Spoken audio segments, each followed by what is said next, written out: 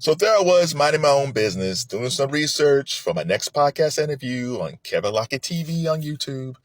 And then I see on X that John Schneider was trending. And I was like, what did he do? So I went over there and I get this. Former Dukes of Hazzard actor and country singer John Schneider and the OAN hosts are upset about Beyonce releasing a country song, saying that leftists are trying to take over everything. And Beyonce doing a country song is like a dog peeing on their tree. First of all, I doubt that leftists will ever take over country music. That will never happen. No. And the whole thing about dog peeing on a tree, hey, guess what, John? Music is music. There are no boundaries when it comes to music. If Beyonce wants to make a country song, she can make a country song. It's all right. Now, if you want to live in a dictatorship where you're told what to do, you can leave here and go to a dictator type country. But guess what? If you go to a dictator type country, you won't be able to speak your mind like you are doing here because they don't like that type of thing. But that's a whole different video. So here's the thing that's interesting. Like I mentioned, music is music. Ray Charles, the great Ray Charles, always made songs that cross between gospel and country and rock and R&B. Like you didn't know which way Ray was coming because there was no boundaries. Same thing with Elvis. I'm sure John Schneider was an Elvis fan. Not this, well, maybe he isn't, I don't know. But I'm just saying that most dudes around his age were fans of Elvis. Elvis did rock, he did gospel, he did R&B. He just crossed boundaries because that's what you do. I don't get this thing where he feels like country music should be in this box. And I think that's part of the problem with country music. Now, I'm not a big country music fan. I'm an old school country guy. I like Kenny Rogers and old school Dolly Parton and all that stuff.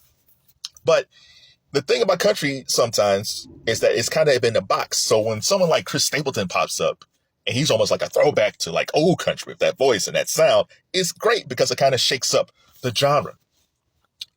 Even though there's like a lot of good country artists out there, I'm not kind of complaining about country.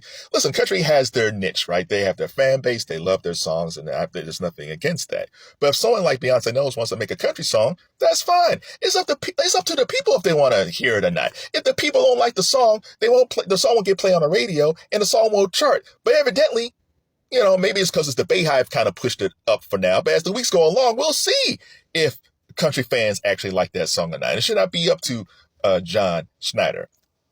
Speaking of which, here's something interesting about John. John is not even from the South. He was born in a small town in New York. Not New York City, but a small town in New York. So by his logic, he should have never played Bo Duke because he's a Northerner.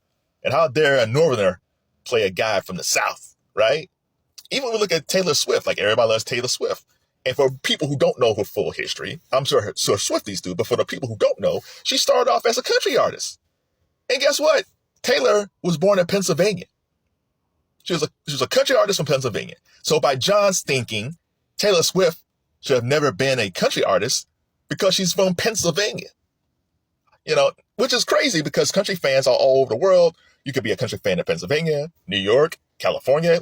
Like, it doesn't matter. You always don't have to be a fan of country music from the South. But by John's thinking, Taylor should have never been a country singer because she's from Pennsylvania.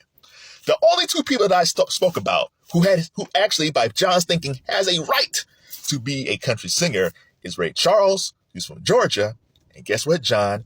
Beyonce knows Carter is from Houston, Texas. And I'm sure when Beyonce was growing up, she not only listened to hip hop and R&B, but I'm sure she was exposed to Mexican music. And guess what? Country music. And if you look at old pictures of Destiny's Child, and even her over the years, she's always wore a cowboy hat. Now, it wasn't like all the time, but you see pictures of her wearing a cowboy hat just because she's from the South. But the music that she was doing with Destiny's Child and her solo stuff, because even R&B and hip hop stations can be quite limiting sometimes as far as like exposing different types of sounds.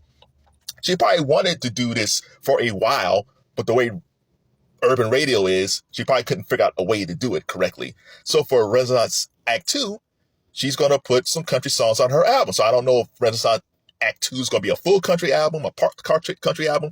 Maybe Texas Hold'em is the only country song she's going to make. I don't know, but we'll see. But she's actually from the South making a country song because she was exposed to that as a kid. More so than this fella who was born in New York playing a Southern guy, when Beyonce actually is that Southern gal.